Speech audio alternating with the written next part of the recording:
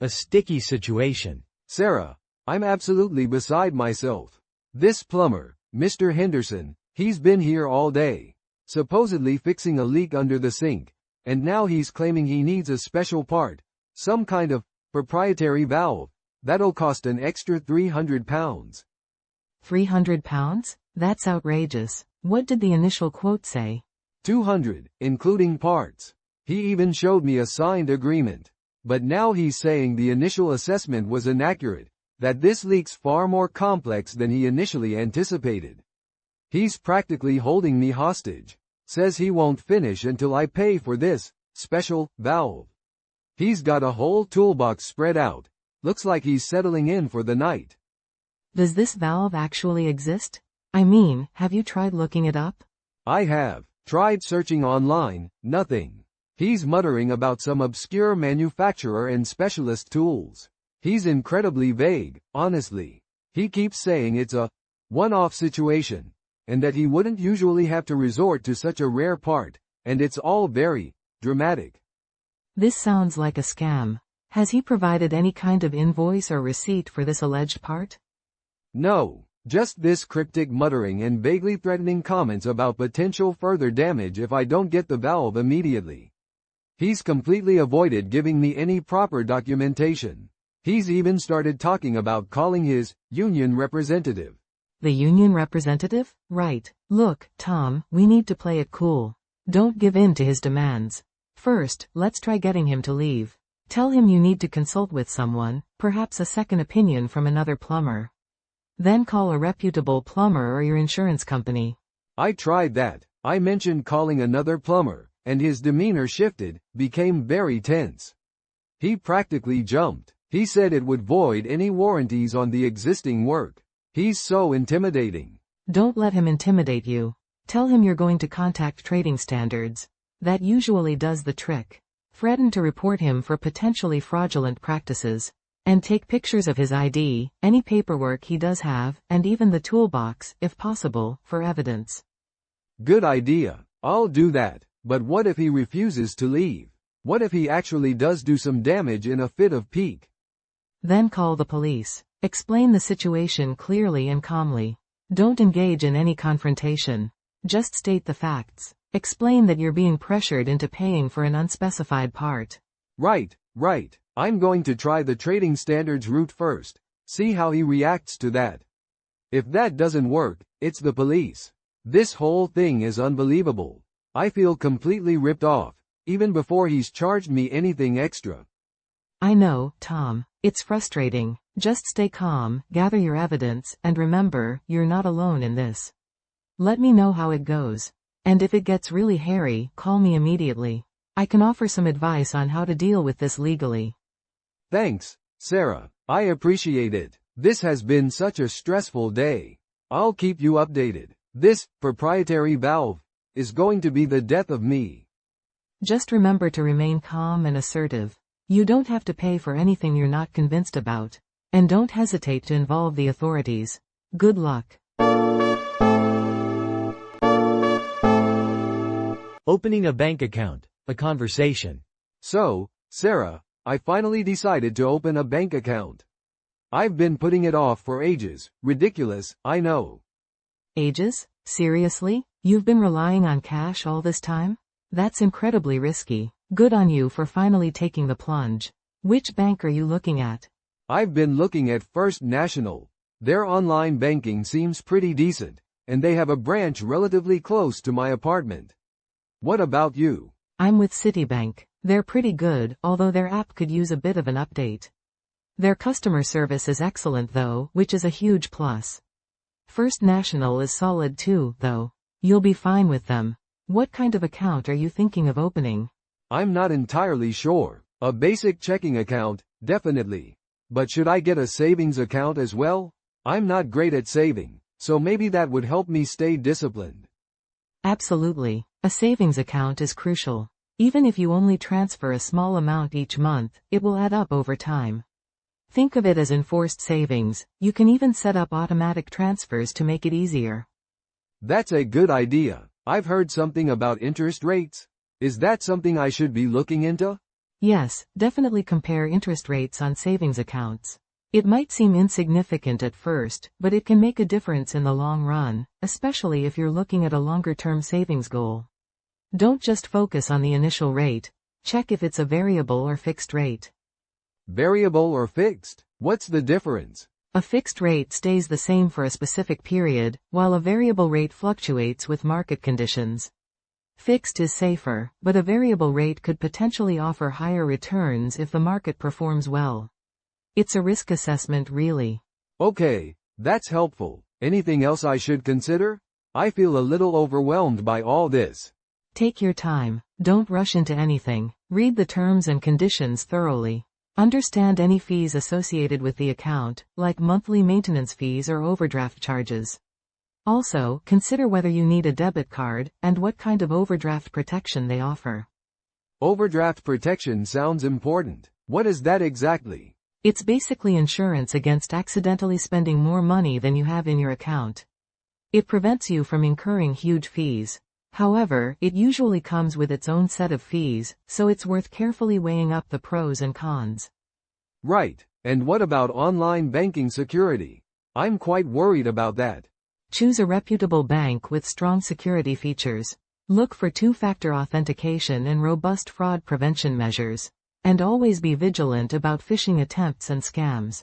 Never click on suspicious links or share your banking details with anyone you don't trust.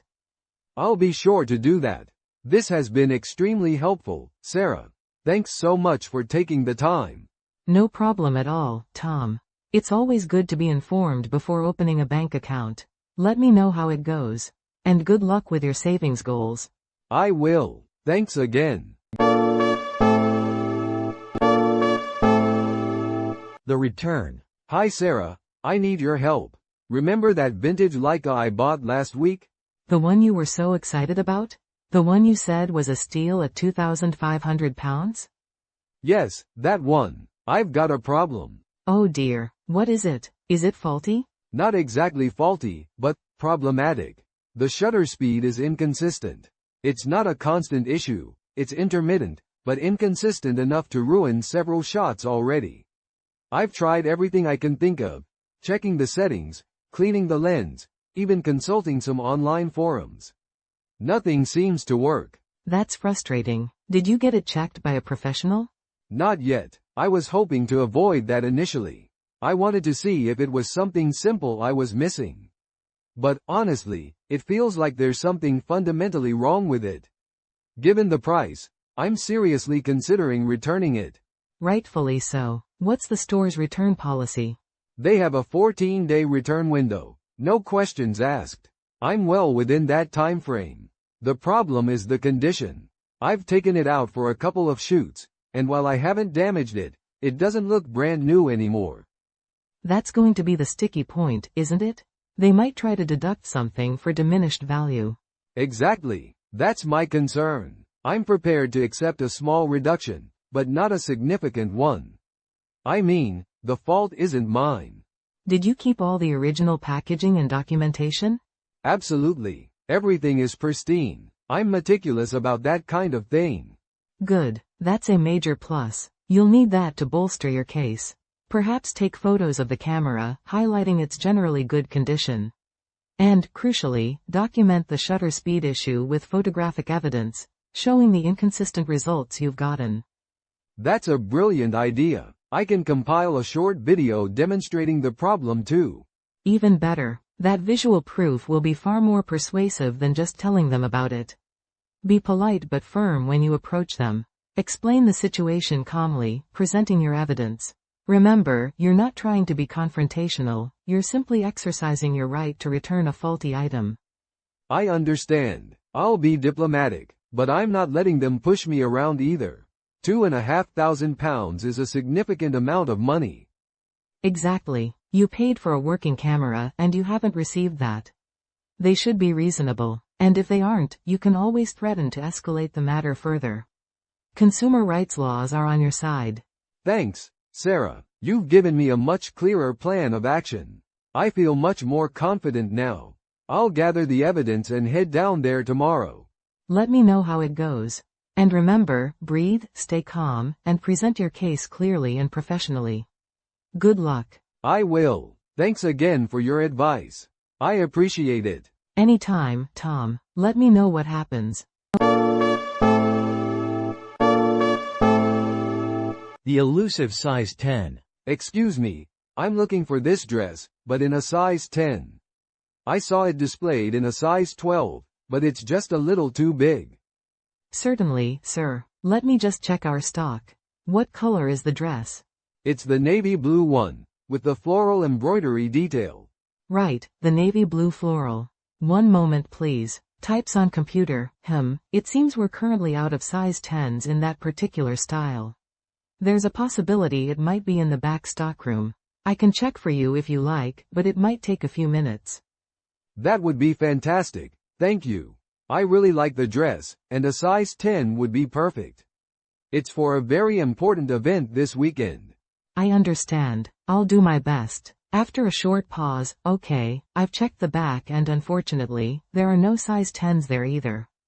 Oh, that's disappointing. Is there any chance of getting one ordered? Let me see. Checks computer again. It appears this style is actually discontinued. We only received a limited run of them. We might have a similar style in a size 10, though. It would be different material but the cut is very close. Would you be open to seeing some alternatives? I'm a little hesitant. This one was just perfect in the design, you know? It had a specific drape I really liked. Are there any other stores nearby that might stock it? I'm not entirely sure, sir. Our stock management system doesn't integrate with other retailers, unfortunately.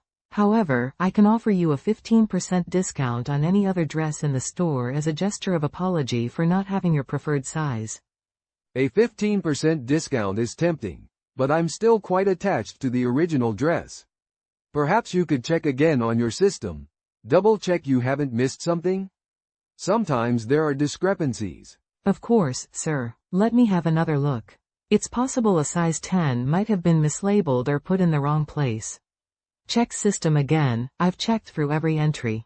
I'm really sorry, but there's nothing showing up as a size 10 in the navy blue floral dress.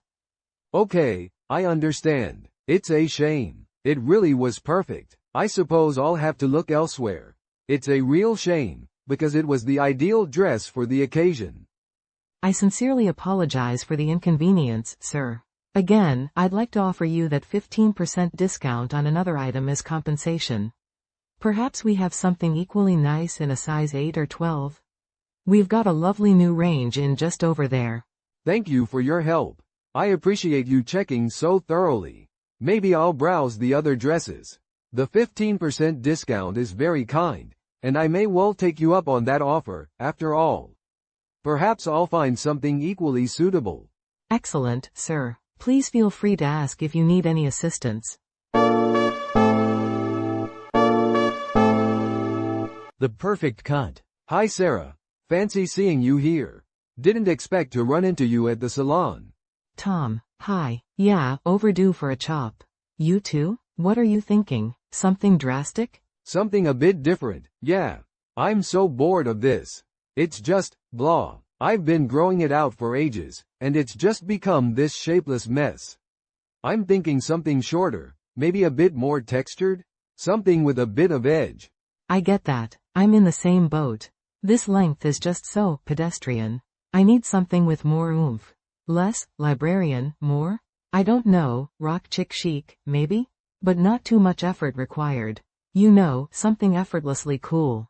Precisely. Effortlessly cool is the key. I saw a picture online. A textured crop with slightly longer pieces on top. You know, something you can style easily but still looks stylish without trying too hard. Think it would suit me? Depends on your face shape, really. But a good stylist can work wonders. I'm thinking something that frames the face nicely, maybe with some subtle layers. I'm going for something similar, but perhaps with more of a fringe. A slightly wispy, side-swept fringe that I can easily tuck behind my ear if I'm feeling a bit more corporate. A fringe is a big commitment though. I'm not sure I could pull that off. But that sounds amazing on you. I'm just worried about getting something I regret, you know? I've had some terrible haircuts in the past. One time I ended up looking like a startled poodle. Laughs, oh God, I know that feeling. That's why finding a good stylist is crucial. I've been coming here for years. Maria's amazing. She really listens to what you want and understands your hair texture. She's a magician with scissors. Maria, huh? Maybe I'll give her a try. What about the color? Are you planning any changes? Nah, sticking with my natural color for now. Maybe some subtle highlights later, but I'm happy with my current shade. How about you? Any color plans? Nah, I'm keeping it natural too. Although, I did think about adding some lowlights, just to add a little dimension. But maybe that's a step too far for this appointment. Baby steps, right? Totally. Better to start small and see how you feel. You can always add more later. This is exactly why I'm going for subtle changes. I want to keep it versatile.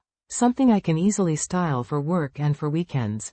You're right. Versatility is key. I want something that's low maintenance but still looks sharp. No more bad hair days, please. Exactly. I'm officially declaring war on bad hair days. So, what time is your appointment? Maybe we can grab a coffee afterwards and compare our new dose? That sounds perfect. Mine's in half an hour. We can definitely grab a coffee. Let's hope Maria works her magic. Fingers crossed. See you in an hour, then. Can't wait to see the transformation. The disastrous dinner party. Sarah, I'm still fuming about last night. Absolutely livid. Tell me about it. I'm equally incandescent. That gourmet meal delivery service was a complete and utter disaster. A disaster is an understatement. I'd rather have eaten instant noodles. The lamb was practically inedible. Tougher than old boots. Don't even get me started on the lamb. It was like chewing on a hockey puck. And the accompanying rosemary potatoes? They were rock hard. I chipped a tooth trying to eat one. A chipped tooth. I almost choked on a bone. A bone that somehow managed to survive the supposedly slow-cooked process. Their marketing promised melt-in-your-mouth tenderness. It was more like break-a-tooth toughness. And the vegetables. Overcooked mush. Seriously, I've seen better-looking vegetables in a landfill. They claimed it was fresh, locally sourced produce. I suspect it was sourced from a week-old compost heap. Don't forget the dessert. The artisan chocolate mousse was more like a solidified pool of bitter disappointment. It had the texture of wallpaper paste and tasted like old tires. Wallpaper paste is a generous comparison. I wouldn't feed it to a stray cat. And the price? We paid a small fortune for that culinary abomination. I feel utterly ripped off. Absolutely. We could have had a Michelin-starred meal for that price. At least it would have been edible. This was an insult, a culinary catastrophe of epic proportions. I've already drafted a strongly worded email. I'm demanding a full refund. And possibly compensation for my potential dental bill. Good. You should also include pictures. The photos of that lamb alone are evidence enough of their incompetence. And maybe mention the near-choking incident. Perhaps that will add a little urgency to their response. Oh, I will. I'm not letting this go. They've ruined our anniversary dinner. It was supposed to be a romantic evening. Instead, we spent it wrestling with inedible food and worrying about my tooth. Exactly. This wasn't just bad food. It was a complete lack of respect for their customers and their money. They need to be held accountable. I'm going to demand a public apology, too. Maybe a voucher for a proper restaurant, one that actually knows how to cook. Ambitious, but I like your spirit. I'll help you craft the perfect email. We need to ensure this doesn't happen to anyone else. This deserves to go viral. Agreed. And I'm documenting everything. Social media will hear about this gourmet experience. Let them see the true face of this so-called culinary masterpiece.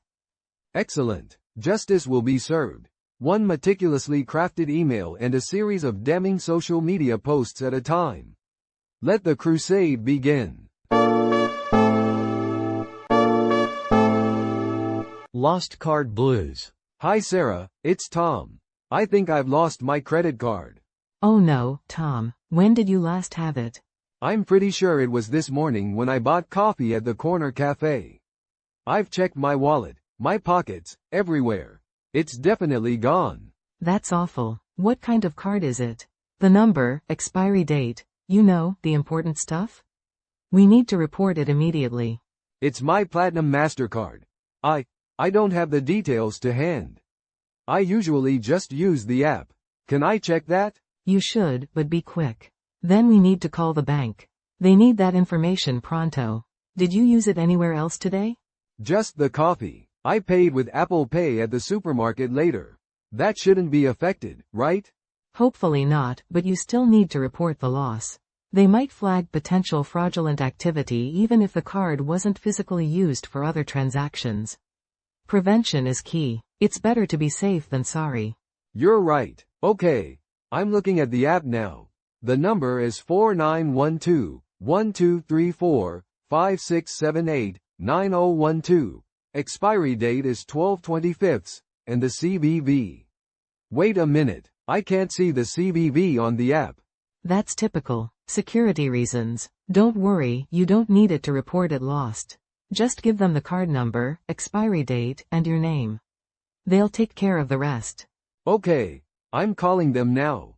Hold on. They're asking for my address and date of birth. This is taking ages. Typical bank hold music. It's frustrating, I know. Just try to stay calm and provide them with accurate information. Finally got through to someone. They're blocking the card. They said they'll send me a replacement. What a relief. That's excellent news. Anything else they mentioned? About potential charges or liability? They said there's a standard procedure to investigate any suspicious activity, and that I shouldn't be liable for any fraudulent transactions. They're also sending me a text message to confirm everything. Fantastic. It sounds like they handled it professionally. You've done the right thing by acting quickly. Yeah, I'm definitely glad we sorted it out right away. I feel so much better now. Thanks for your help, Sarah. I really appreciate it. No problem at all, Tom. It's always a stressful situation, losing a credit card. Just make sure you keep an eye on your bank statements for the next few months, just in case. Absolutely. And I'll be much more careful where I keep my cards from now on. This serves as a reminder. Thanks again. Anytime. Take care. You too, Sarah. Bye. Bye, Tom. The parcel predicament. Right, Sarah. Let's get this sorted. I've got this rather sizable package. A rather delicate antique clock, actually. And I need to send it to my brother in Edinburgh. Oh, an antique clock. That's quite the responsibility. Edinburgh, you say? Make sure you insure it properly. These things can get damaged surprisingly easily in transit. Absolutely. I've already looked into insurance online. Seems fairly straightforward. My main concern is the packaging. I want to make sure it's secure enough to withstand whatever the postal service throws at it. I've got plenty of bubble wrap, but I'm not sure about the box itself. They usually have boxes of varying sizes here at the post office. You could probably find something suitable. And don't just rely on bubble wrap. Use plenty of packing peanuts or crumpled newspaper to fill any gaps. You need to prevent it from shifting around inside the box. Think about the fragility of the clock. Good point. I hadn't considered the peanuts. That's a much better solution than just hoping the bubble wrap will suffice. So, assuming I get the packaging right, what sort of postage am I looking at? Express delivery? It's quite a valuable item. Express is definitely an option, although it'll cost you a pretty penny. Do you need it there by a specific date? Depending on the service, you might be looking at anywhere from a day or two to a week. They can often give you a tracking number, so you can keep an eye on its journey. Ideally, yes, I'd prefer express. My brother's having a rather significant birthday, and I want it to arrive on time. A surprise, you see. Understandable. Let's head over to the counter and see what options they have. I can assist you with filling out the forms as well. Sometimes, the postal forms can be a bit confusing. That would be fantastic, thanks. I'm completely hopeless with forms. Anything to avoid getting stuck in a bureaucratic quagmire. No problem at all. We'll get it all sorted. Once it's insured, properly packed, and sent via express, you shouldn't have any worries. Just keep the receipt and tracking number safe. Excellent. I feel much more confident now, thanks to your expert advice. I was actually quite anxious about the whole process. I truly appreciate your help. Don't mention it. It's always a bit nerve-wracking sending something so valuable. We just need to ensure we've taken every precaution to minimize any risk. I'm confident we'll get your brother's birthday surprise there on time. Fingers crossed. Let's go then and get this antique clock on its way to Edinburgh. I can't wait to see my brother's face when he opens it. You'll have to let me know how it goes. I'm genuinely interested to hear his reaction after receiving it. The lease negotiation. So, Sarah, I've had a look through the lease. A few things jumped out at me. Oh, what's catching your eye? I thought it looked fairly standard. Well, the clause regarding subletting is particularly restrictive. It essentially prohibits it altogether, which is a problem if, say, I need to go away for an extended period. We discussed my potential overseas work, remember? Yes, but I thought we agreed you'd find a subletter if that situation arose. I mean, it's a standard clause in most leases, isn't it? It is, yes, but standard doesn't make it acceptable. It limits my flexibility. Could we negotiate a more lenient clause? Perhaps allowing subletting with your prior written consent? I'd have to think about that. I'm not entirely comfortable with unknown people living in the apartment. It's a significant financial commitment for me, after all. I understand, but the stringent, no subletting, clause significantly reduces the value of the contract for *me. What if we put in a clause stipulating a rigorous screening process for any potential subletter? Credit checks, references, the works. That might assuage your concerns. That's a possibility. It's certainly better than the blanket ban. What about the utilities? The lease mentions a flat fee, but that seems unusually low, even considering the size of the apartment. Exactly. I was wondering about that myself. The flat fee seems unreasonably low, potentially misleading. Are those utility costs covered fully, or is there a hidden cap? I need clarity on this point. Well, it's based on average consumption for the past year. Obviously, extreme usage will result in higher bills. That's not explicitly covered because it's impossible to predict. It's not intended to be deceptive, more of an estimate.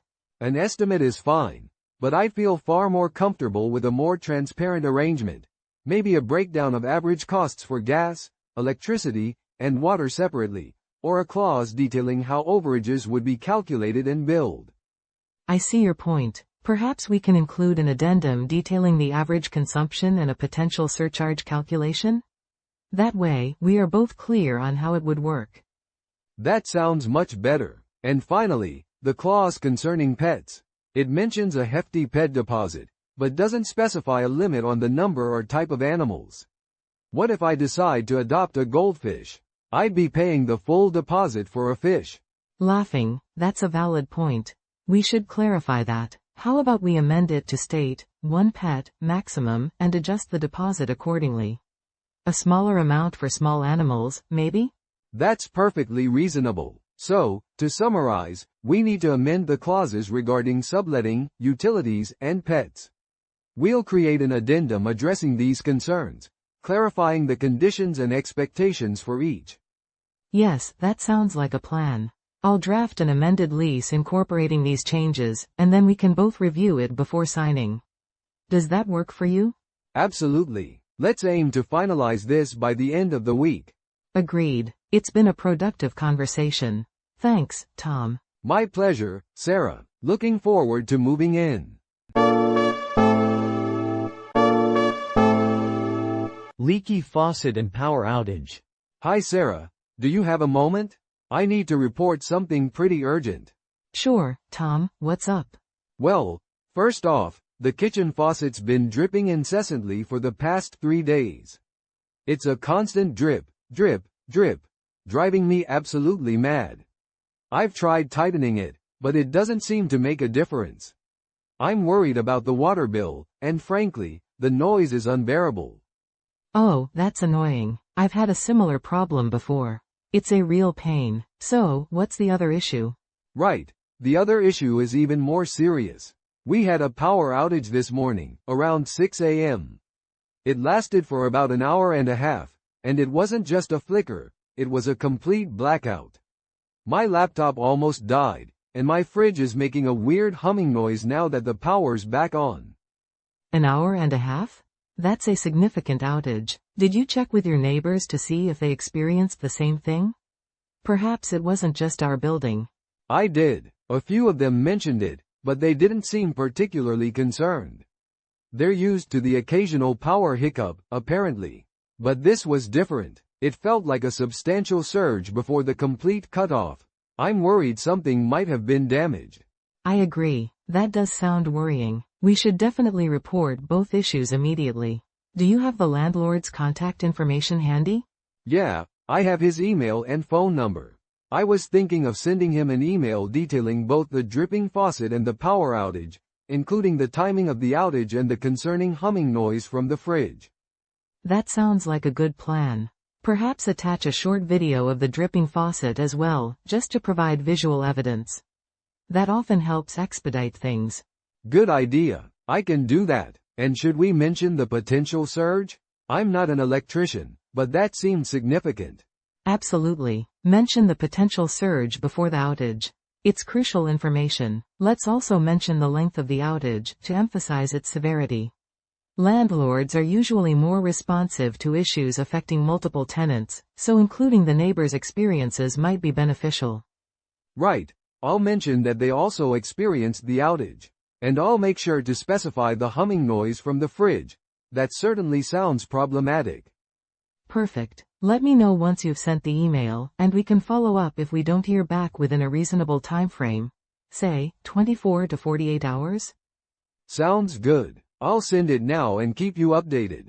Thanks, Sarah. This is incredibly helpful. I'm really hoping they address this quickly, particularly the potential damage from the power surge. No problem, Tom. Let's hope they respond promptly and resolve these issues efficiently. It's frustrating enough to deal with these inconveniences without the added stress of waiting.